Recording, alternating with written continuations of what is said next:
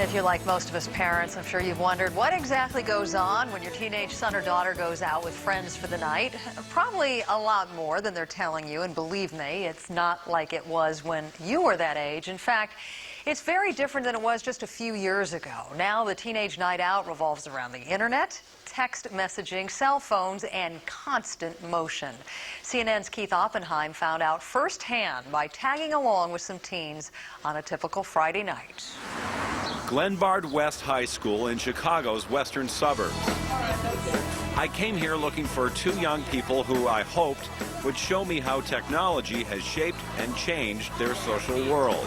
I started with 6 kids in the high school library, talking about being a teen in a high-tech time, how the latest gadgets give them one of the things they crave most, spontaneity. Yeah. My mom's always like, how do you not know at 7:30 at night what you're doing? And it's like, because we're teenagers, we all kind of decide whenever. It's like that's like the beauty of having your own car. From this group, I picked 2 seniors. I gotta find something to do tonight.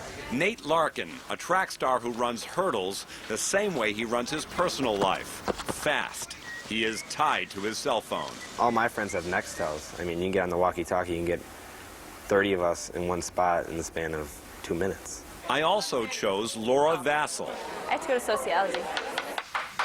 a leader in student organizations who manages much of her interpersonal world in cyberspace. I'm gonna deal with my problems on the internet, talking to my get it done with. It's over in my mind. Laura and Nate, by the way, are school acquaintances, not boyfriend and girlfriend. With the permission of their parents and school officials, Dad, how do I look?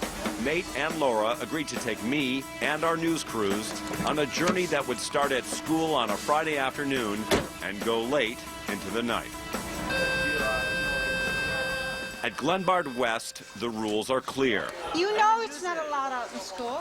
No cell phone use during school hours. But the policing doesn't stop kids from text messaging, a modern-day form of passing notes.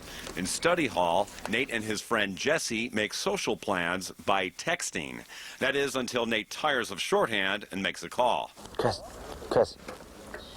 hey, let's go up tonight and go camping. If your parents will let us, we should totally go. Just sober, chill. They get busted, of course, but it's Jessie who has to give up her phone, at least temporarily. Wait, take one for the team.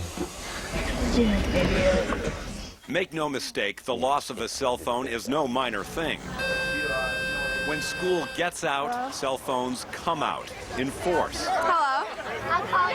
We're trading phone numbers. And it seems just about every kid uses one as a social lifeline. But it's not the only tool of the trade. When Laura Vassell gets home, she goes online. As soon as she does, 3 friends are sending instant messages. They're actually all guys. A guy in Arizona, a guy in Iowa, and then a guy from Illinois that I go to school with. Laura insists she talks to girls just as much and only communicates with people she knows. Do your folks know the people who you're talking to online? Out of the 3 that I'm talking to right now, they know one of them pretty well. They know the names, perhaps, but they don't really know the people very well. Laura says the internet is a way for her to resolve conflicts with friends and most certainly to make plans for an evening. It's way easier, it's way more efficient, because I can, I'm talking to 3 people right now, as opposed to calling each person and talking individually with them on the phone. Hey, Tom, what's up? In contrast, Nate takes and makes calls constantly. Would you possibly want to go to, the softball game with me? And what he's setting up is by no means a traditional date, more like a spontaneous group roam with pals. When my parents were younger, they had one meeting spot, and then they went from there. They had to talk. If I want to talk to my friends, I can call them, have them come over. If we want to do something else, then we'll call somebody else, go somewhere else. You don't, you have unlimited options. Everybody knows my senses. Everybody knows where everybody is, every waking hour of the day. But if kids are so hooked into each other's whereabouts, what about parents? Just give me a phone that I can dial. Where do I put the quarter in? Laura's folks and Nate's are not always comfortable with the pace of technology and how it connects or perhaps disconnects them from where their kids go. I have to trust that he's telling me he's being truthful about where he is. Next, Nate goes one way. Jim, what's up? Laura goes another. I just want to let you know I'm leaving my house right now, okay? And our cameras follow to see what teens communicate, what they don't, and where it takes them on a Friday night. Just wish they wouldn't dial them when they were driving. Trust, truth, and cell phones. Our trip into the secret world of teens continues in just a minute.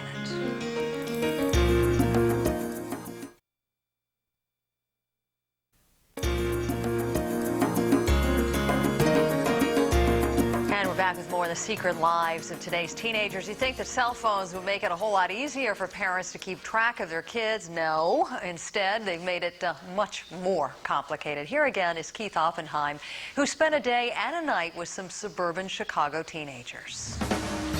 Friday night, and Nate Larkin is on the move. I was just going to see if you were going there. So. Using the same device as a two-way radio. All right. I'll be there in like, seriously, 2 seconds. Nate and his friends are orchestrating their evening electronically. Talking on two ways even when they don't need to. This non-stop social improvisation takes a gathering crowd to a softball game, to a track meet, to a friend's house to watch a Chicago Bulls game, to a pizza joint. You're always looking for like the best place to go, and it's just so it changes. Constant communication. Like there'll just be a whole bunch of carloads of people, and you're just constantly calling everybody. We got somewhere better to go. Everyone loads there, goes there. Some people. In one night, they will make, get this, 15 stops. During it all, Nate clutches his cell phone, continually making plans. Not far away, Laura Vassell and 3 girlfriends are just getting started. Dinner at the restaurant Laura's family owns. As a group, do you have an idea where you're going tonight? No. Is it always like that? Yeah, usually. Laura's pace is considerably slower than Nate's. From playing mini golf. We could do McDonald's for McFlurries. Caribou. Okay. Caribou. To going out for coffee, she makes about 4 stops in a night. But like Nate, she is winging Do you it. think you'll be there for a while? Her mom Joyce explained how things have changed since Laura's sister Kelly was in high school just 3 years ago. Well, I remember with Kelly, very oftentimes plans would be set ahead of time, and they didn't change on the run. Where now, you know, they may start off doing something and then end up changing plans midstream, and they can all do that because they can communicate that on the run. Communication on the run gives teenagers a lot of leeway. So it's definitely like easy for you to say that you're somewhere else if you're just using your cell phone. Listen to how the boys put it. They claim they pretty much tell their folks where they're going. But if you're doing something crazy or like sporadic, you just kind of like feel like, oh, we're just driving around, or like a big thing is if they call you and they're like, what are you doing? You'll just be like, oh, we're just getting food. Like that's like. You keep it generic. Yeah. Right. Just simple. You don't have to tell them everything. Yeah, we just don't want them to make something out of nothing. Right. So the general principle is give them general information. As much as they need to know. As much as they need. Hey, Nate, what's up? At the same time, what parents need, the cell phone often provides. Instant access. So you're going to hang there for a while, or are you going to be there all night? I'll be here for a little while. I don't know. Until we find something else to do. What's the plan then from there? We're not really sure. All right. Talk to you. All right, bye. All right, thanks. All right. Bye. The contact is both immediate and vague. Nate's father, John, guesses during these cell phone-driven outings, he knows about 75% of what his son is up to. But that 25%, I think, is acknowledged by both, perhaps me and Nate, is, I don't want to know most of that at this point anyways, in his evolution and our relationship. And I'm bound to keep on rolling. In case you're wondering, this night was not without the lure of house parties. Laura turns down an offer to go to one where we were told no parents were at home. I think there's drinking and stuff, and I'm not really a big drinker or anything like that, so. All right, let's rock and roll. Nate made a quick stop at a different party, but within minutes opted for discretion and chose to leave. Near midnight, he and Laura both ended up at the same bowling alley, giving me a chance to talk to both of them about teens, technology, and trust. It's my impression, and go ahead and argue with me all you want, that you guys aren't always trustworthy, and more likely that your situations are not always trustworthy. But we're teenagers. I mean, it's our nature. I mean, this is our time to play within the lines, you know, bounce back and forth. Just, I mean, we don't have to be completely honest all the time. We should be, but it's our time to kind of push the limits and figure out what we need to do and, you know, where our life should be, I think. as much as they talk about pushing limits, I saw them observing them too. Both Laura and Nate talked to their parents several times during the night. They stuck to agreements of when they'd get home and were mindful of expectations their parents had spent years developing with them. Hi, Mom. I'm just letting you know. To these 18-year-olds, technology has changed how they communicate. But it doesn't seem to be changing a core idea expressed by teens for generations.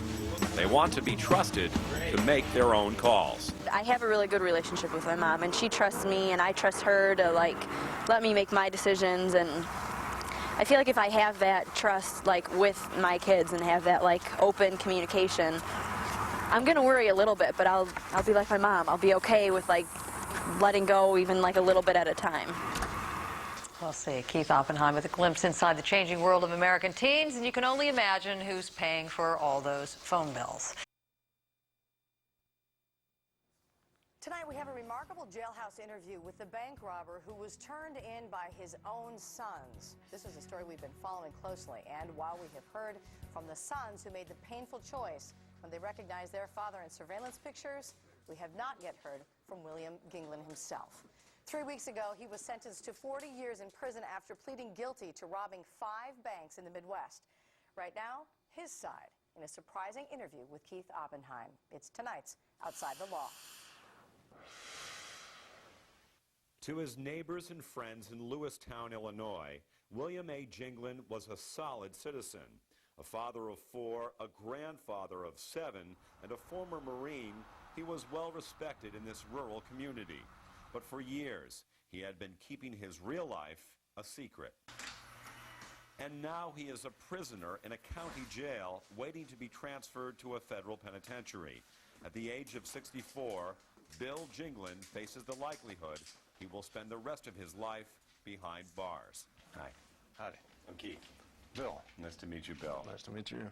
For weeks, I'd been hoping to meet him, to hear his version of how his life transformed. Did you rob those banks? 7 banks, $56,000. Did you do that? I can't answer that question on the advice of my attorney. Right off the bat, I could see he was a mix, at times contrite, often evasive. But I wasn't surprised. In December, I interviewed Ginglin's 3 sons, Garrett, Clay, and Jared, who told me their side of the story and how they learned their father led a dual life.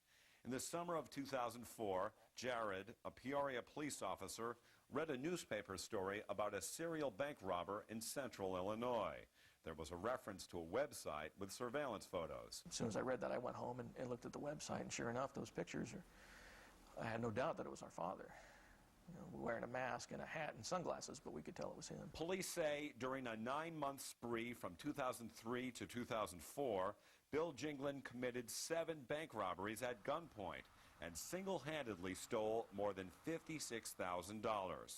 Ginglin's sons told me on the day they saw those pictures, they immediately tried to confront their father, but when they couldn't find him, they called police, concerned largely for his own safety. It was in all of our minds, I think, a no-brainer. It was a must-do. Somebody could have got hurt.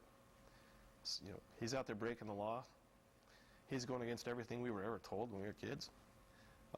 What I did, I don't regret a bit. The sons said their father taught them right from wrong, to do the right thing, and that's exactly what they say they did. But Bill Ginglin argues when his sons saw the surveillance pictures, they rushed to judgment. I don't know how they could have been dead certain without consulting me. Well, without their certainty being an issue, was it you?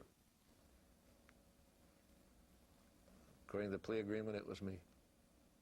The case against Ginglin was built in part on a journal confiscated by police in which he wrote about an affair, a crack cocaine habit, and gave a timeline of his crimes. Ginglin claimed the journal was seized illegally and partly fiction, but he did say some recurring themes were factual, his unemployment and his money troubles. I had applied for maybe 500 different jobs, and I'd come up against the age barrier. And that was the first time in my life that ever happened. I think at one point I was, pretty despondent and wanted to strike out somewhere. Why I figured this was the way to do it, I can't answer, because I wouldn't recommend this for me again, and I certainly wouldn't recommend it for anybody else. Were you feeling desperate? Yeah, I think that's part of it. Depressed, desperate, under the gun, at a loss as to what to do. What he did next would change his life, and Bill Jinglin admits on some level he was disconnected from the danger. I would have cut and run before I would have harmed any human being, believe me. I never took a loaded weapon into a bank. Did you ever think that you could have been killed attempting to rob a bank? I think that's the scary part, but I think at one point I didn't particularly care. In the jail, I asked Jinglin to watch excerpts from the interviews I had done with his sons. I feel like if he was really seeing this from our angle, that he should thank us for putting a stop to what he was doing and doing it, as quickly as we did. I don't think that's going to happen, but that's what I would really like to hear. Have you thanked them? No, I think thanking them might be a stretch, because I still get hung up on the concept that they should have, as a courtesy, if nothing else, called me, given me the opportunity to turn myself in. They should have had that much faith in their father. Bill Jinglin is now struggling with the painful realization his sons lost faith in their father. On December 29th, for 7 counts of robbery and 2 gun charges, he was sentenced to 40 years in prison. He pleaded guilty, but the terms of the plea allow him to appeal his sentence, with hopes he'll get out and reunite with his family. Right now, all his sons say they're not ready. He was my father at one time, and he's still my father, but he's not going to be welcome in my house. He's crossed too many lines. I don't care what my sons say or how critical of me they are. I love my kids. I love my sons. Always will. You want to see them again? Yep. Bill, what are the chances of that, you think? I think they're pretty good. You believe you can find a way? I believe I'll do my part. I'm joining you live from the firehouse in Lewistown, Illinois, where 2 of Bill Jinglin's sons are volunteer firefighters, and where I played the tape of the jailhouse interview for the 3 brothers. They chose not to go on camera this time, but they did tell me they were somewhat surprised by what they saw. The man they had come to see as manipulative and, to some extent, unwilling to take full responsibility for his actions had softened a bit, they said, and they said, once again, hear the voice of the father they knew. Despite that, they are far from reconciling, and they can't say when or if they will visit him in prison. Heidi? It's a tough one. Keith Oppenheim, thank you. And in tonight's Vital Signs, we have a really remarkable story for you, a life without pain. That probably sounds pretty good to you, but the next time you stub your toe or hit your thumb with a hammer, you ought to be pretty thankful. Amazingly, a very small number of people never feel any pain at all, and they lead lives you simply have to see to believe. Just watch as Keith Oppenheim introduces you to one little girl who doesn't know the meaning of pain, and her parents' painstaking efforts to keep her safe. In this kindergarten class in Big Lake, Minnesota, the little girl in the pink shirt can't see very well. This way, Gabby. Gabby, this way. But she is not one to lag behind I got Parker. or slow down. In gym class today, you were running around, and you were good. You were running around. I was going fast. You were fast. She is fast, funny, smart, and constantly in danger. 5-year-old Gabrielle Gingras, or Gabby, does have a sense of touch, but does not feel pain. At her young age, she's been burned, scratched, bruised, and never felt a thing. When Gabby gets knocked down in gym class, You're okay. Can you get up? It's okay. It's all right. she says ow, because her family taught her to let people know she could be injured. But if she was, she wouldn't know unless she could see it. Could you imagine breaking a leg for a month or doing some internal damage, and there was no pain signal to tell you that you've done something severe, maybe even like an appendix bursting? Would she know that? We don't know. Steve and Trish Gingrass are Gabby's parents. When Gabby was 4 months old, they knew she was different from her older sister, Katie. Those first 2 teeth came through. She bit down on her fingers really hard, drew blood. I mean, really chewed up her fingers. And what was your reaction to that? This is not normal. The Gingrasses would learn Gabby has what's known as congenital insensitivity to pain with anhidrosis, an extremely rare disorder. There are only about 100 documented cases in the world. It means pain signals are not sent to Gabby's brain. What does it feel like? If you fall down and you say you got hurt, what does that feel like? It feels like you're, you want to cry, but you can't, but you cannot, so you have to go to the nurse. Not being able to feel pain is a terrible disadvantage. Gabby's doctor at the Mayo Clinic says patients with Gabby's condition also tend not to sweat. And so they come in with these very high temperatures, which can cause their death. Before the Gingrasses went to Mayo, it was a bumpy road. When Gabby was 2, her teeth were removed so she wouldn't bite herself. And as a toddler, she scratched her cornea. Her parents say when a physician prescribed an eye gel, there was little understanding that a child with her condition would rub her eyes and not feel any pain. When she rubbed severely. She didn't close her eye. She rubbed directly on the cornea.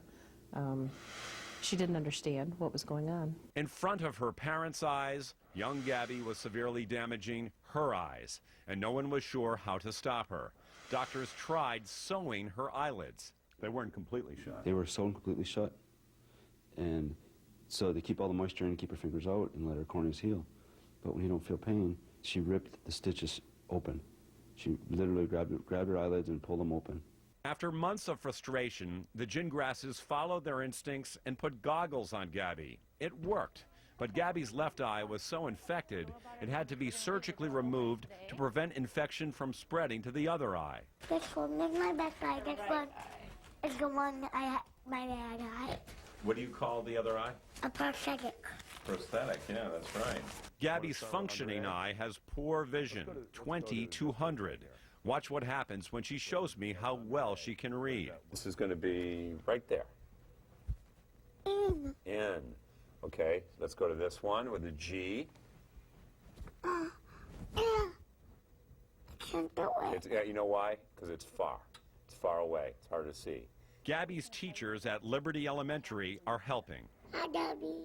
They're showing her how to use a closed-circuit TV to magnify images in the classroom and to help with reading. Okay, glasses off, please. And wherever Gabby goes in school, she has an assistant to give her eye drops, watch her at all times, and take her to the nurse if she gets hurt. Like, what's hard to do like the other kids? Well, they don't need a grown-up to watch them forever. Mm-hmm. And I just want to be like everybody else. Gabby's drive to be like everybody else and her zest for life may be one of her greatest assets. She's a hoot. We think so. Yes. Oh, smart as a whip, funny. She comes up with her own jokes. She is also about to get more attention. This month, Gabby will be featured in a film to air on the Sundance Channel. Called A Life Without Pain, the movie documents the life-threatening challenges caused by this disease and ends on a hopeful message about one patient with the disorder now married with 2 children. I see that. I cry at it every time. So it's a possible future for Gabby. We didn't know that, we don't know what her future is. But we see other people that have made it and done it. And it gives us a lot of hope and something to work forward to. The Gingrasses do more than hope. They created a website, giftofpain.org, a way for them to share information with a tiny community of families around the globe whose children are like Gabby. It has been a way to help and be helped. Hug from Melcy. It used to be just Steve and I together in this, feeling very adrift. Well, now we've got some amazing people we can pick up the phone and call and say, we need a little shoulder to cry on and need a little advice. What do you think? And sometimes that makes all the difference in the world. Y'all set? Yeah. Good night. Keith Oppenheim, CNN, Big Lake, Minnesota.